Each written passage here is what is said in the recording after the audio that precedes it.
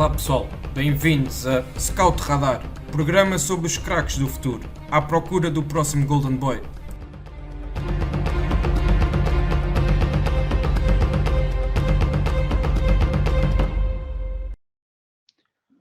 Olá a todos e sejam bem-vindos a mais uma edição do Scout Radar, o podcast da ProScout, onde falamos dos talentos nacionais e internacionais. Nesta semana fazemos uma visita ao Brasileirão, campeonato que está mesmo a terminar e que viu como campeão o Atlético Mineiro depois de uma espera de 50 anos. Um campeonato muito competitivo, em que há sempre muita intervenção dos jogadores jovens e que têm sempre muito palco para brilharem. Uh, Comigo tenho o Rafael Silva, um comentador também habitual no site da ProScout, mas que é a primeira vez que está aqui connosco neste espaço do Scout Radar. Portanto, Rafael, queria começar por te dar as boas-vindas e pedir-te se gostarias de deixar aqui alguma pequena introdução sobre o contexto do Brasileirão e sobre esta aposta continuada que existe sempre todos os anos em jogadores muito jovens a despontar nas equipas principais. Olá David, antes de mais dizer que é um gosto estar aqui convosco, como sempre, e colaborar aqui convosco, desta vez para falarmos de talento, que é que podemos falar mais sobre futebol do que talento, é aquilo que gostamos, ainda mais num país que eu considero que é o país do futebol, que tem um campeonato, como nós sabemos, muito competitivo, mas ao mesmo tempo é um campeonato que sempre deu muito espaço aos jovens jogadores para crescer. Temos sempre jogadores muito jovens a aparecer, jogadores alguns com 16, 17 anos, a aparecer muito jovens, uma coisa que na Europa, muitas vezes quando acontece, é um caso único. No Brasil é uma coisa que acontece com muita frequência, e é interessante porque vamos falar aqui uma série de nomes e de jogadores, desde equipas que desceram de divisão, equipas que lutaram pela manutenção e equipas que até tiveram um pouco na primeira metade da tabela. E isso é interessante perceber isso, porque é sinal que o talento existe. Depois é importante também fazer aqui o contexto europeu, não é? Olhar para a Europa e perceber como é que estes jogadores se adaptariam a um contexto europeu, e neste caso até podemos olhar para um contexto português, que é um contexto que está mais próximo de nós, mas é sempre interessante perceber o talento que existe, que é muito no Brasil, nós sabemos disso, mesmo nas próprias divisões secundárias, e portanto olhar para isto acho que é sempre interessante e qualquer um de nós gosta disto, não é? Quem gosta de futebol gosta de olhar para isto. Exatamente, eu não diria melhor. Podemos então arrancar com aquele que para mim é se calhar o jogador mais talentoso atualmente a atuar no Campeonato do Brasil. Estou a falar do Yuri Alberto, um avançado do Internacional. Ele tanto pode fazer ponta de lança como surgir um bocadinho mais a partir das alas, mas ele é um jogador que tem tido bastante rendimento, apesar de ser apenas da geração de 2001. Ele, esta época, acabou a temporada com 55 jogos e 19 golos marcados nas várias competições, e foi com 12 golos marcados, também um dos melhores marcadores do campeonato do Brasileirão. E além disso, ele ainda acumulou 4 assistências também ao longo dessas várias competições em que o Internacional esteve envolvido. Rafael, então, começando pelo Yuri Alberto, quais é que são aqui as 2 ou 3 características que tu gostarias de destacar neste jogador? O Yuri Alberto é um jogador que é interessante, porque vem, lá está, e isto também no Brasil acontece muitas vezes, vem de uma escola que é muito conhecida, que é a escola do Santos, não é? Dos meninos da Vila, e portanto é sempre uma escola sempre muito falada e sempre com grandes jogadores, Robinho, Neymar, Pelé, entre outros. Podíamos falar de muitos aqui, e portanto é interessante porque é um jogador que eu acho que evoluiu bastante. Tu falaste bem, ele já anda desde o ano passado a ter alguma frequência na equipa principal do Internacional. Era um avançado que era muito conhecido por ser muito forte no ataque às costas dos defesas, mas este ano eu acho que ele cresceu muito, principalmente nos apoios que dá muitas vezes nas construções ofensivas da equipa, aparecendo muitas vezes para dar apoio frontal, a jogar de costas para a baliza, que era uma coisa que eu acho que ele tinha mais dificuldades.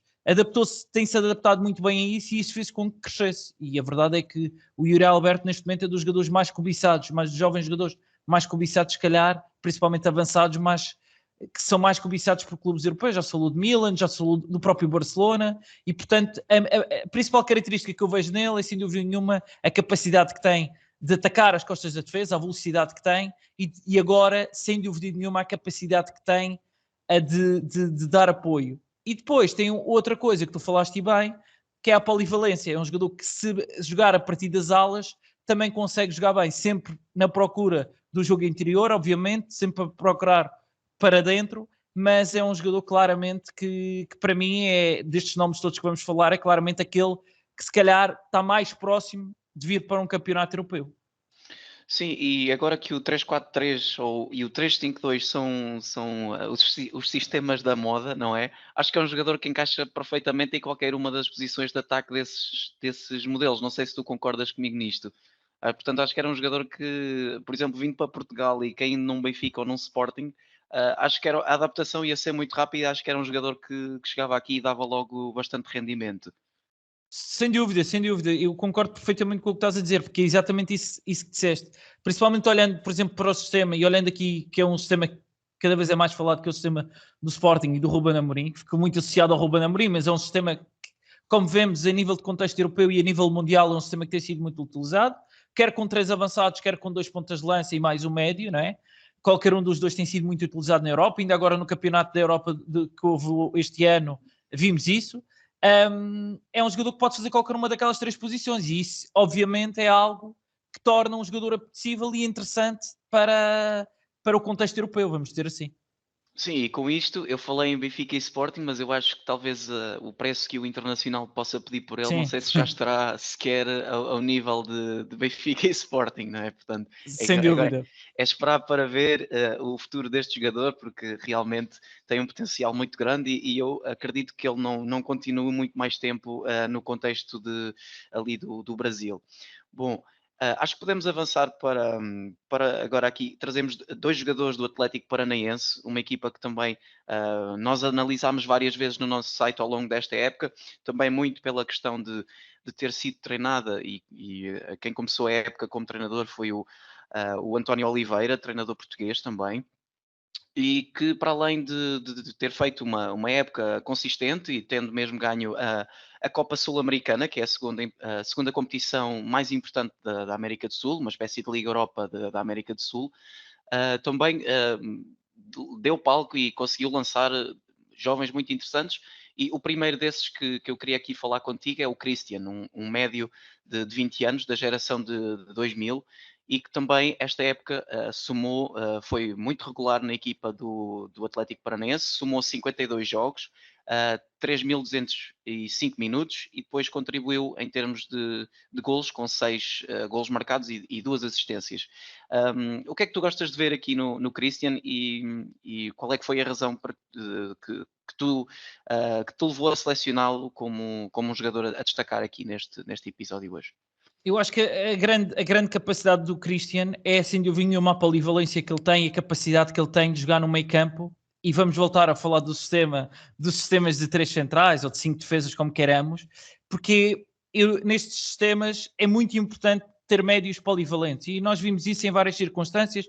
Podemos dar o exemplo, por exemplo, do Mateus Nunes no Sporting, podemos até dar outros exemplos de outro tipo de jogadores do médio que consegue, no fundo é o chamado, pode-se chamar box-to-box, não que eu acho o Christian um box-to-box muito completo, mas eu acho que ele tem sem dúvida uma capacidade de ser agressivo defensivamente e ofensivamente em drible, procurar muito bem as zonas de finalização. Depois é um jogador que procura muitas vezes remata a meia distância, tem um excelente remate à meia distância e isso torna sem dúvida nenhuma um jogador muito completo. A jogar com outro jogador ao lado, eu acho que torna a coisa muito interessante para ele. É um jogador muito jovem ainda, mas que tem aqui uma grande margem de progressão, na minha opinião. Tornou-se, para mim, uma das peças-chave deste Atlético Paranaense. O Atlético Paranaense, e deixa-me só contextualizar um bocadinho isso que estavas a dizer do António Oliveira, apostou muito este ano nos esquemas de 3 centrais. Ainda esta semana ouvimos no Canal 11 o António Oliveira, o ex-treinador do Atlético Paranaense, a falar disso nos comentários que estava a fazer um jogo, falando exatamente de ter utilizado esse novo sistema, que nunca tinha utilizado, e o Christian adaptou-se perfeitamente a esse sistema e tornou-se uma peça fundamental. É um jogador que também já tem alguma continuidade desde a época passada, não foi só esta época, já é um jogador que vem desde a época passada demonstrando, sem dúvida nenhuma, muita qualidade, mas eu acho que ele ofensivamente tem crescido muito e tem demonstrado aí a sua grande força, capacidade de aparecer em zonas de finalização, o drible que ele tem e, portanto, parece-me um jogador muito interessante para o futuro. Sim, agora aproveito e faço já a ponte para o outro jogador da nossa lista do Atlético Paranense, que é o Kelvin, lateral direito também. Aliás, esta equipa do Atlético Paranense é mesmo muito jovem e nós poderíamos trazer aqui alguns, só quase um episódio inteiro de jovens do Atlético Paranaense, porque realmente foram jovens, muito jovens lançados esta época. Do outro lado tínhamos, por exemplo, também o Abner Vinícius. Temos também, por exemplo, o Emerson, que é um jogador que ainda não se estreou pela equipa principal, ele é só de 2004, mas eu já tive a oportunidade de vê-lo em jogos da equipa de sub-17 do Atlético Paranaense e ele tem um rendimento brutal, só para deixar aqui um número, ele esta época em sub-17 fez 13 jogos e 16 golos, portanto já dá para ver aqui mais ou menos a capacidade de rendimento que ele tem e também será um daqueles jogadores que se vai estrear muito cedo na equipa principal. Mas aqui, voltando ao Kelvin, perguntava-te o que é que tu querias destacar neste lateral. É um lateral, mais uma vez vamos bater outra vez ao mesmo tema, e para mim mais do que um lateral é um ala. É sem dúvida nenhuma um jogador com muita propensão ofensiva, que procura muito o cruzamento e tem uma excelente capacidade de cruzamento, tanto em bola parada como em jogada continuada. Acho que é um jogador muito completo nesse ponto. Depois é um excelente marcador de bolas paradas também. Só que este ano é daqueles jogadores, lá está, aquilo que falamos às vezes da regularidade. Nem sempre fui um jogador regular, nem sempre fui opção, e isso fez com que se atrasasse um bocadinho o seu crescimento esta época. Eu estava à espera que ele crescesse mais ainda esta época, apesar de eu continuar a achar que é um dos jogadores com o maior talento, principalmente na posição dele, no Brasileirão. Acho que é um jogador, lá está, que se adapta muito bem a estes esquemas de três centrais, com o ala muito subido, a procurar sempre a jogada exterior ou remate. É um jogador que tem essa capacidade e isso torna um jogador interessante. Tanto por dentro como por fora, mas mais por fora do que por dentro. É um jogador que procura muito jogo exterior. Acho que é um jogador muito interessante. Também teve dois jogadores como concorrência, aqui o Marcinho e o Eric, que são dois bons jogadores também, e portanto também para ele não era fácil, mas eu acho que é um jogador que pode, no futuro e na próxima temporada, sem dúvida nenhuma, assumir esta posição de ala direito, principalmente agora com o Alberto Valentim como treinador, que também apostou neste esquema de três centrais. Acho que pode ser uma opção, sem dúvida nenhuma, para a próxima época. Sim, só também para dar aqui algum contexto em termos de números. Ele fez 41 jogos, marcou 2 golos, inclusivamente o último golo da temporada do Atlético Paranense, que foi esta última jornada contra o Sport, foi ali no empate a 1 a 1, e ele marcou esse golo, e 8 assistências. Portanto, também aqui um bocadinho a refletir aquilo que tu falaste da contribuição ofensiva do Kelvin. Agora vamos também passar aqui por um grande clube no Brasil, mas que acabou por ser despromovido à Série B. Estou a falar do Grêmio, que para choque de muitos acabou por ter uma temporada desastrosa a esse nível. Uma equipa que poderia estar na luta, eu não digo pelo título, mas para estar confortavelmente no topo de cima da tabela do Brasileirão, isso sem dúvida. Mas eu diria que não foi aqui por culpa destes dois jogadores que nós vamos falar do Grêmio, sendo o primeiro deles o Gabriel Chapecó, que é o guarda-redes de apenas 21 anos, também ele de 2000, e que também já foi inclusivamente chamado à seleção A do Brasil pelo Tite, e só acho que isto já é um bom indicador da sua qualidade e da regularidade das exibições que ele tem vindo a fazer aqui nas redes do Grêmio. Rafael, queria te perguntar quais é que são as 2 ou 3 notas que tu gostarias de deixar sobre o Gabriel Chapecó.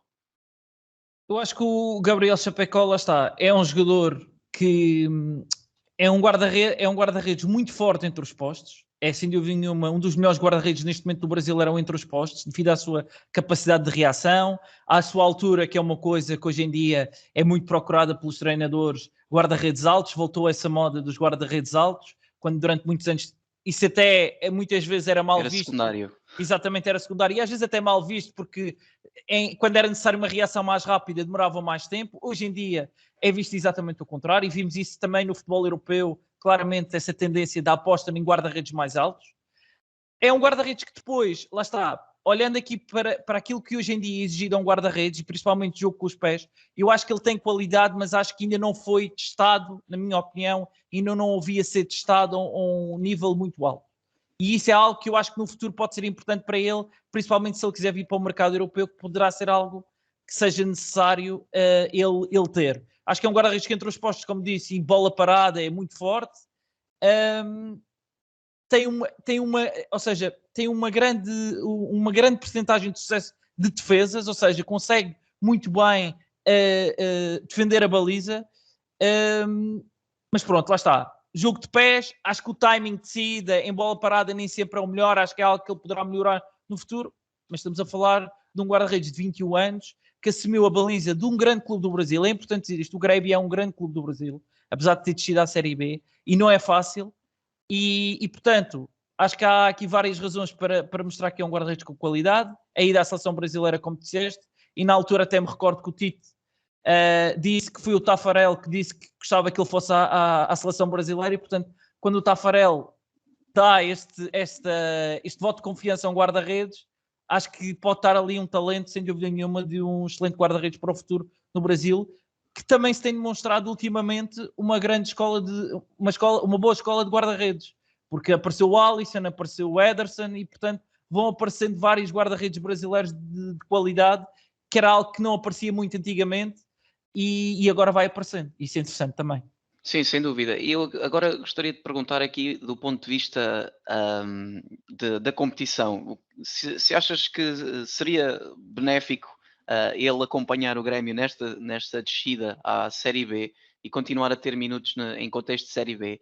Ou seria um jogador que, eu não sei se o Grêmio aceitaria uma venda para dentro do próprio Brasil, não é? Portanto, para um clube de Série A que quer investir num guarda-redes, mas se achas que já seria um momento em que poderia ser uma boa oportunidade de negócio algum clube da Europa aproveitar esta descida do Grêmio para tentar a sua contratação?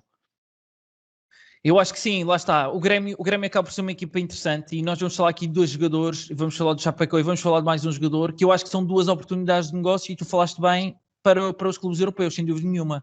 E eu acho que neste momento, para o Chapecó, mais do que se calhar ir para a Série A do Brasil, que eu acho que também pode ser algo importante, principalmente para clubes que joguem Libertadores, que joguem um contexto mais alto, mas se for para ter menos minutos, que muitas vezes é o que pode acontecer, mais vale ele vir para a Europa, mesmo que jogue inicialmente, se calhar numa equipa secundária de um clube europeu, mas depois para crescer e para evoluir, pá, eu acho que é muito importante isso, e vimos isso, por exemplo, podemos dar aqui o exemplo do Ederson, que foi um guarda-redes que veio muito mais novo, obviamente, mas é sem dúvida nenhuma que lhe fez bem o contexto europeu, o evoluir nesse contexto para depois chegar a uma equipa do Benfica, por exemplo, e aparecer da forma como apareceu e rapidamente sair. Eu acho que é uma boa oportunidade. Olhando para o lado dele, acho que é bom para ele sair, e acho que pode ser aqui uma boa oportunidade para um clube europeu, tendo em conta as suas características e tendo em conta principalmente aquilo que se procura hoje em dia num guarda-redes. Acho que pode ser um bom negócio para um clube europeu.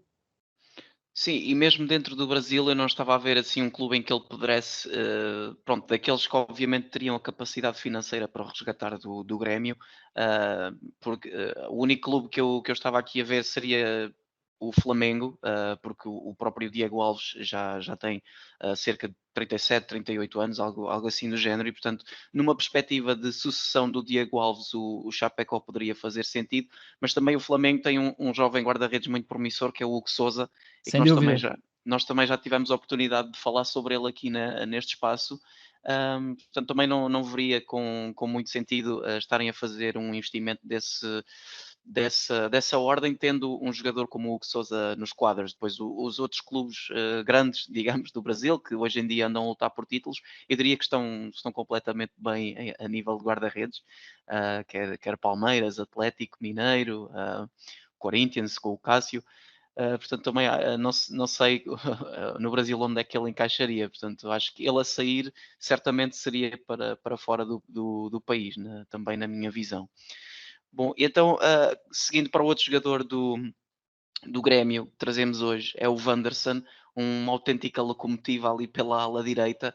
Outro jogador da geração de 2001, portanto ainda mais novo aqui que o Gabriel Chapecó que acabámos de falar, e tu estavas a falar há um bocadinho no sentido da oportunidade de negócio também, no caso do outro jogador do Grêmio, que é o Wanderson, já há notícias precisamente sobre isso, neste caso através do Brentford, da Premier League, que estará interessado na contratação deste jovem lateral. Ele que também, esta época, ele acabou por não ganhar o prémio de revelação do ano, mas para mim foi o jovem que eu mais gostei de acompanhar nesta edição do Brasileirão, a par do Yuri Alberto, mas o Wanderson, como era um bocadinho mais desconhecido, porque eu nunca tinha visto realmente o Wanderson antes desta época, acabou por ser um bocadinho mais surpreendente esta sua ascensão. E ele, esta época, fez 52 jogos, marcou 4 golos e fez 4 assistências. Portanto, depois desta pequena introdução, Rafael, o que é que gostavas de destacar aqui no Wanderson? O mais incrível no Wanderson é que ele é defesa direito, lateral direito, e o lateral direito titular do Grêmio é o Rafinha, que jogou no Bayern de Munique. Exato. Portanto, só isso já o valoriza muito, porque a verdade é que ele mesmo assim teve muitas oportunidades, jogou, fez muitos jogos mesmo assim. É um jogador muito completo, tu disseste que é uma locomotiva, acho que é isso que o caracteriza, sem dúvida nenhuma.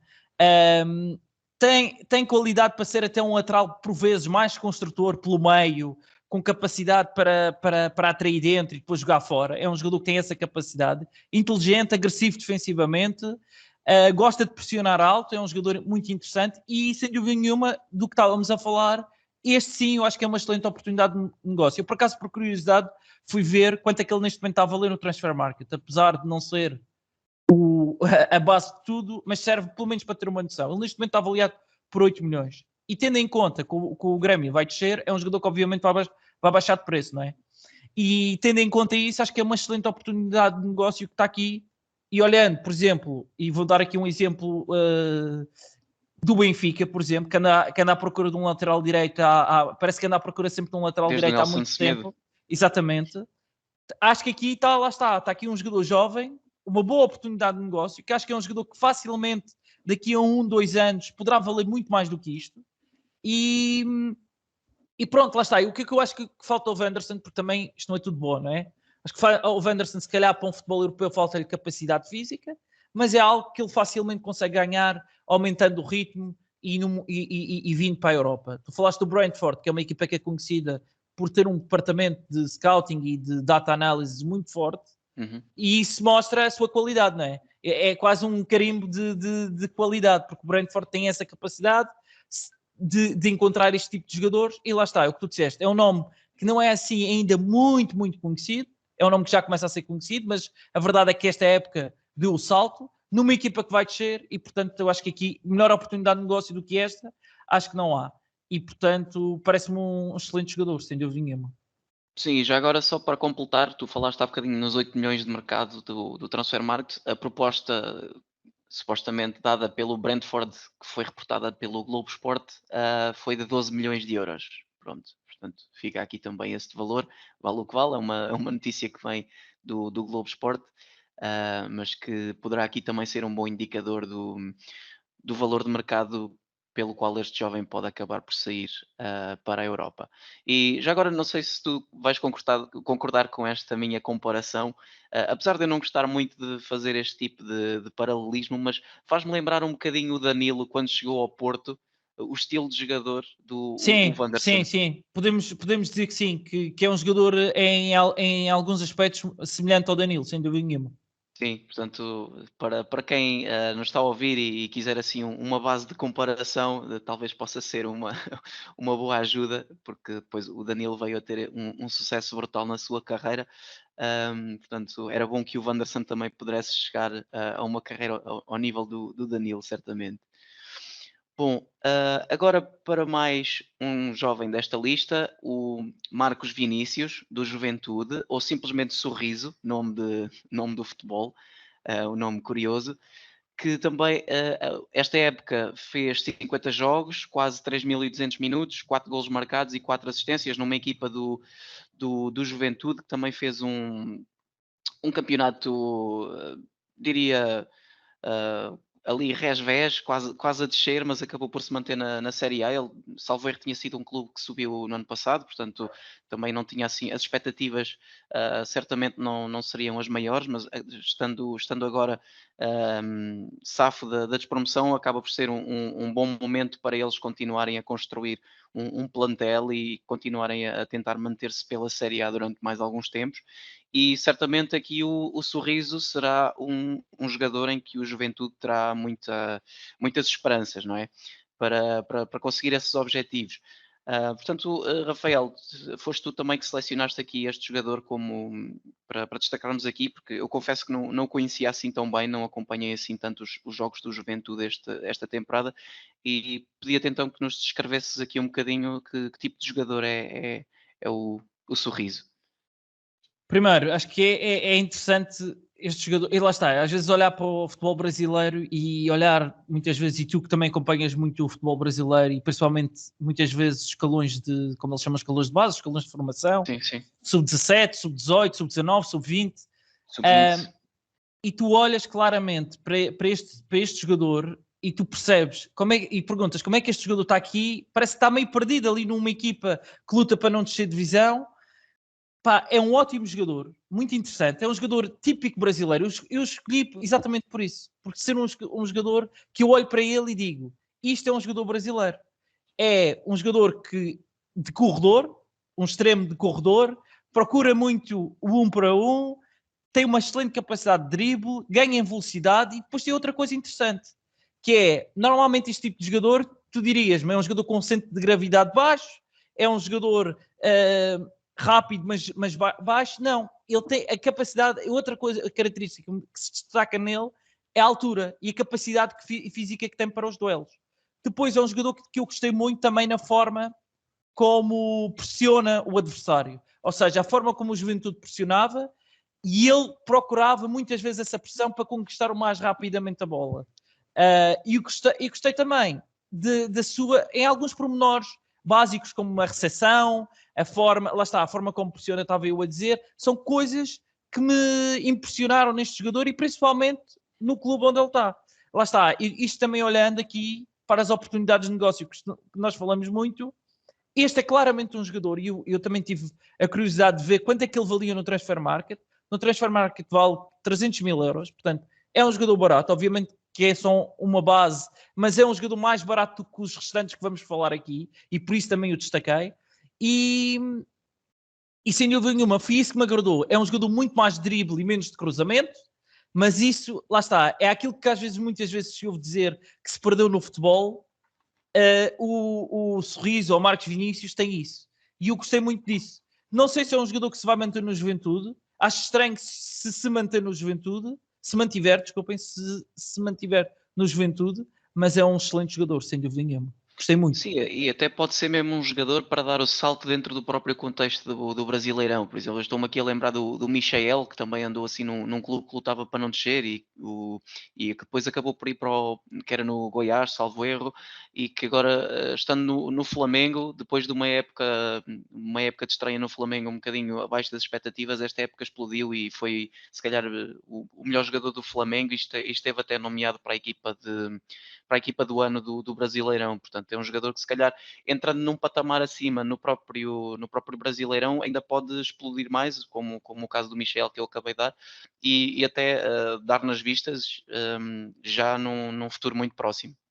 Sem dúvida, concordo 100%. Tu deste o exemplo do Michel, que é um excelente exemplo de um jogador que estava num clube num patamar mais baixo e que conseguiu chegar ao Flamengo e impor-se e ser um dos principais jogadores, e entra muitas vezes e resolve jogos, e isso torna claramente e podia ter resolvido, inclusive agora à final da Libertadores. Portanto, é um jogador também que é uma excelente comparação aqui com o Marcos Vinícius. Sim, fez mesmo uma ponta final de temporada muito, muito forte e é capaz de ter sido mesmo um dos melhores jogadores do Flamengo nesta fase derradeira da temporada. Bom, então, avançando mais um nome, Bruno Praxedes, um jogador que nós também já tivemos a oportunidade de falar, não sei se aqui no podcast ou em artigo no nosso site, mas se procurarem nos dois lados, certamente vão encontrar algum conteúdo sobre este jogador. Na altura, ainda no Internacional de Porto Alegre, ele agora faz parte dos quadros do Red Bull Bragantino, que também tem sido um clube com uma política desportiva muito bem vincada, em que tem ido apostar em jovens jogadores do Brasil, também como é a Panágio e como também já nos habituou os clubes irmãos Red Bull da Europa. O Bruno Praxedes é um jogador que tanto pode jogar numa ala, mas eu gosto mais de o ver a jogar no meio, porque ele tem ali tem um último passo e depois tem uma capacidade de decisão muito forte no seu pé esquerdo, e ele também tem muito aquela questão de puxar para dentro e rematar, que a meia distância dele também é muito interessante e tem feito vários golos dessa maneira. Rafael, para além disto, o que é que tu gostarias de destacar no Bruno Praxedes? Pá, é um ótimo jogador. Eu acho que, lá está, o Red Bull Bragantino, e tu falaste disso, e acho que também é interessante referir isso, é um clube que investe claramente no talento. E tem sido um clube que tem feito muito isso, no talento interno, neste caso. O Red Bull Bragantino tem apostado muito no talento interno, procurar muitas vezes jogadores de outro tipo de formações. É importante dizer que o Praxedes teve no Internacional e teve também no Fluminense na formação, portanto, isso torna claramente um jogador interessante, porque este tipo de formação em clube grande, em clubes grandes brasileiros é sempre interessante. Mais uma vez estamos a falar de um jogador alto, que também torna interessante, principalmente quando é necessário duelos aéreos, pode ser uma coisa muito interessante, tendo um perfil claramente físico diferente, tal como estávamos a falar há pouco do Marcos Vinícius, diferente daquilo do normal, e por isso também se destaca por isso. É claramente um jogador muito dinâmico, que oferece várias opções, pode jogar mais entre linhas, pode aparecer mais no corredor, é um jogador que tem uma grande amplitude e tem uma grande capacidade de se mover ali em várias zonas ali do meio campo. É claramente um jogador mais ofensivo, como tu disseste bem, gosta de recuar muitas vezes e receber, servir de apoio frontal, e depois também tem a capacidade de aparecer nas zonas de finalização. O que eu gosto mais nele, sem dúvida nenhuma, é o último passo. Acho que tem um excelente último passo, tem muita qualidade nesse passe e isso torna-o claramente um jogador diferenciado em relação aos outros. É aí para mim, sem dúvida nenhuma, que está a sua maior característica, e acho que é um jogador que tem espaço para evoluir. Olhando para aquilo que nós estivemos a falar aqui, de como boa oportunidade de negócio, já acho que é mais difícil, não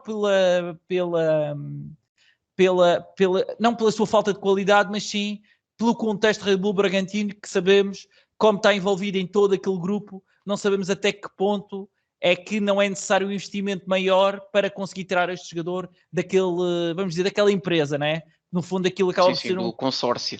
do consórcio, e aquilo acaba por ser muito difícil depois mexer ali, porque lá está, o objetivo deles também é que estes jogadores cresçam para, se possível, virem para a Europa ou para o Salzburgo numa primeira fase e depois para o Leipzig, ou diretamente para o Leipzig, que muitas vezes acontece.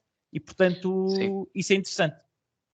Sim, e tu falaste na parte monetária, nas transferências, temos o exemplo do Claudinho, que foi para o Zenit e já foram precisos 15 milhões de euros para o tirar dali, portanto já não é favas contadas. Exatamente, e o Claudinho é um bom exemplo. Falaste do Claudinho, que é um excelente exemplo de mais um jogador que era de um clube. Ele fez, se não me engano, a formação no Corinthians, não foi dispensado, mas saiu do Corinthians, teve no Red Bull Bragantino, e no Red Bull Bragantino cresceu e tornou-se um jogador. Lá está, é a prova da política. Qual é a política deles? Claramente é apostar muitas vezes no talento interno e não ir buscar jogadores já feitos, mesmo que sejam brasileiros, mas já feitos brasileiros ou outros à Europa. É assim apostar muitas vezes neste tipo de jogadores e dar-lhes o palco que eles necessitam.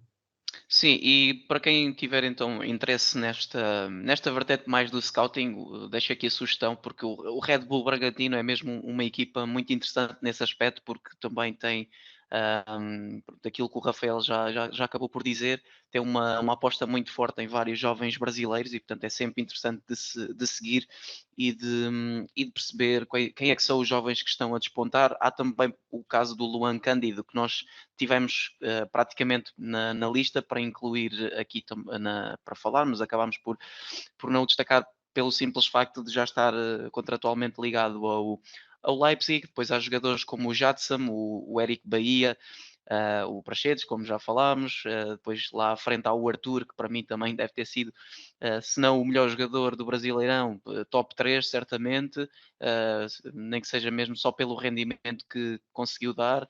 Elinho, há aqui jogadores mesmo muito, muito interessantes para seguir nesta equipa. Fazendo aqui agora o transfer para outro jogador, que é o Ronald, do Atlético Goianense. Jogador também, 42 jogos participados esta época, ao longo das várias competições, 3 golos marcados e uma assistência. Ele que está, salvo erro, por empréstimo do Grêmio Anápolis, que é o clube que o formou. E que, portanto, também é um jogador que teve aqui neste Atlético Goianense uma montra para que se possa talvez projetar para outros níveis, mesmo dentro do próprio contexto do Brasileirão. Sendo um jogador que talvez dos mais desconhecidos mesmo aqui desta lista, Rafael, qual é que foi o motivo da escolha do Ronald e depois deixares aqui também em 2 ou 3 pontos as suas principais características? O primeiro motivo foi claramente mais um jogador interessante que está fora do espectro dos grandes clubes do Brasil, vamos dizer assim. Essa foi a primeira razão. Depois, obviamente, é um jogador que chama a atenção pela sua velocidade. É um jogador muito rápido, pode atuar, lá está, como ponta de lança, ou avançado centro, ou como avançado por um dos corredores. É um jogador muito forte no ataque à profundidade, muito rápido. É um jogador muito mais de velocidade e menos de drible. Mesmo nos corredores procura muitas vezes ultrapassar os adversários em velocidade. Não que não consiga driblar e não tenha um bom drible, mas é claramente na velocidade que ele consegue muitas vezes ganhar aos adversários. Outra coisa que me chamou a atenção muitas vezes foi a reação que ele tem à perda. É uma reação muito forte, é um jogador muito rápido. E eu gostei particularmente do Ronald, principalmente depois tem um faro para golo muito interessante, tem uma grande capacidade de aparecer no centro e aparecer muito bem a finalizar, e isso é algo que também o caracteriza. E claramente há aqui um jogador que eu acho que precisa de evoluir ainda, se calhar precisa de um contexto maior, ou se calhar mesmo aqui o Atlético Goianiense é um bom contexto para ele. É importante dizer que às vezes estes empréstimos, o Grêmio de Anápolis, eu não sei se mas acredito que funciona muitas vezes como clube, como eles chamam no Brasil os clubes empresa, que muitas vezes têm empresários por trás, com estes jogadores que muitas vezes competem nestas equipas para terem competição e depois tentar colocá-los em contextos maiores, como é o caso aqui do Goianiense. É claramente um jogador que pode evoluir, mas foi um jogador que, lá está, que me chamou a atenção pela sua velocidade, pela sua rapidez e pela capacidade que tem de aparecer em zonas de finalização, claramente. Sim, e é uma equipa que acabou em 9º lugar no Campeonato Brasileiro, portanto uma posição muito respeitável, que lhe dá acesso também à Copa Sul-Americana. Não sei se diretamente ou se ainda terá que passar por algum processo de eliminatória, mas que a continuar neste clube será um passo muito interessante para ele também continuar a disputar a Série A do Brasil e potencialmente a Copa Sul-Americana.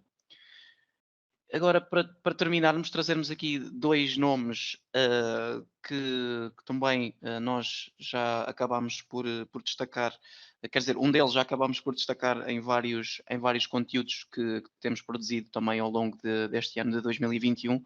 Portanto, Rafael, podia-te pareceres um bocadinho mais breve aqui no Kaique Melo, defesa central do Santos, porque visto que nós já fizemos várias peças sobre as suas características, e perguntar-te simplesmente, na tua opinião, qual é que é a principal coisa que tu querias destacar? Eu acho que a personalidade é sem Sim. dúvida nenhuma um jogador com 17 anos que chega à equipa principal do Santos e a verdade é, ele entrou para substituir o Lucas Veríssimo. Sim. E a capacidade com que tem de jogar e de conseguir se adaptar tanto a linhas de 3 como a linhas de 4, jogando principalmente pelo lado direito, para mim é sem dúvida nenhuma algo que demonstra sem dúvida nenhuma uma excelente capacidade deste Kaique. É um jogador com uma excelente capacidade de desarme, com uma boa capacidade de antecipação e, portanto, tem aqui muito, muito para evoluir. Este ano, infelizmente, a verdade é que em alguns momentos as coisas não lhe foram correndo bem, teve algumas lesões. O próprio Fernando Diniz, quando entrou para treinador do Santos, não foi das principais apostas dele. apesar dele ter começado muito bem a época.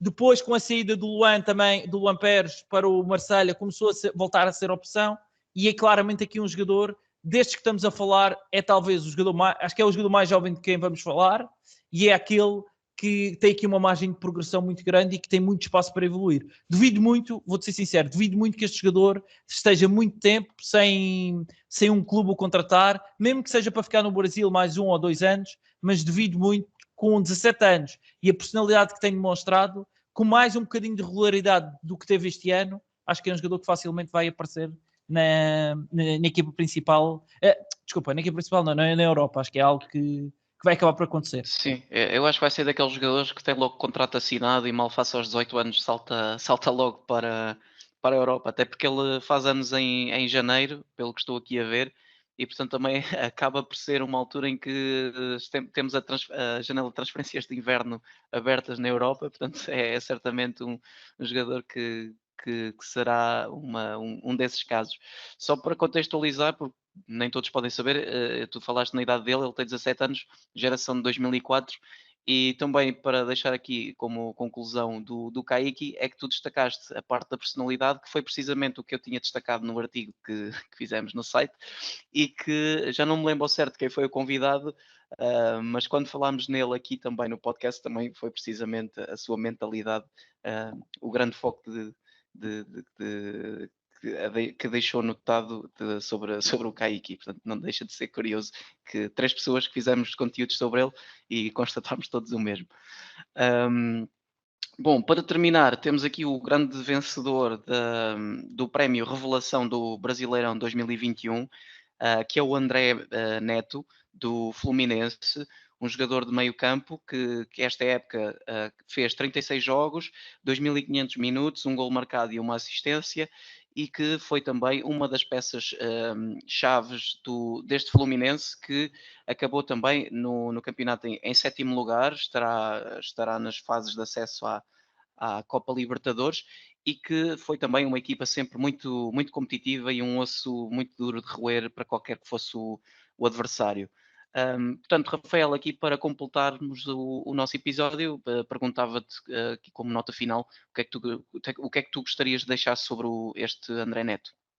O André acaba por ser um jogador que hoje em dia as pessoas gostam muito, não é? É aquele médio defensivo que tem muita qualidade com bola, a verdade é essa. É um jogador que é muito agressivo defensivamente, mas depois tem uma capacidade de tirar a bola das zonas de pressão e sair da zona de pressão de forma espetacular. E isso é a parte mais interessante nele. É muitas vezes essa capacidade que ele tem de estar sob pressão e em finta conseguir sair. Isto tem um problema, na minha opinião, que é o arriscar muitas vezes em zonas que conseguiu recuperar a bola e depois perde-a em zonas perigosas. Mas é um jogador claramente com uma margem de progressão muito grande, joga num clube muito bom e muito formador, e acho que vai ter aqui um espaço para evoluir muito grande, e acho que sem dúvida nenhuma, lá está. Foi eleita a revelação. Para mim, se calhar o Wanderson é um jogador que está um bocadinho mais acima, na minha opinião, mas mesmo assim o André é um jogador com uma excelente capacidade de sair, é um médio defensivo com muita qualidade com bola. Isso para mim é muito bom. Chegamos então ao fim deste episódio. Rafael, queres deixar alguma nota final geral sobre o campeonato, ou sobre alguma sugestão de outro jovem que poderias nomear aqui antes de darmos por encerrado o episódio?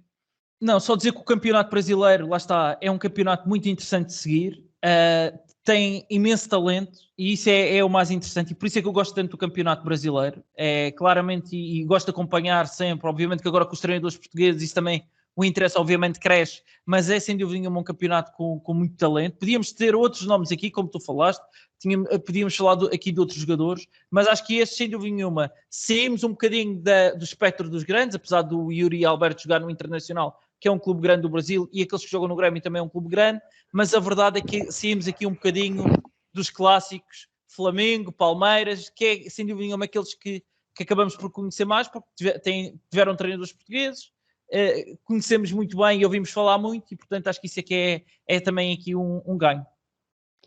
Chegamos então assim ao fim deste episódio.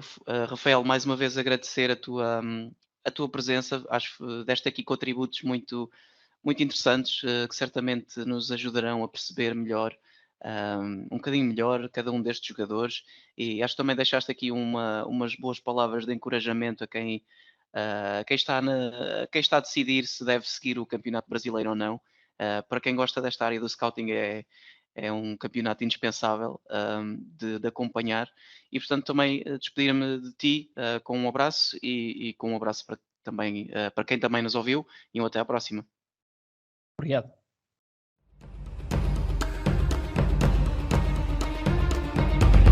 Obrigado por nos terem seguido em mais um episódio. Sigam a ProScout nas redes sociais em Facebook, Twitter, Instagram, YouTube e principalmente no nosso site em www.proscout.pt. Até à próxima!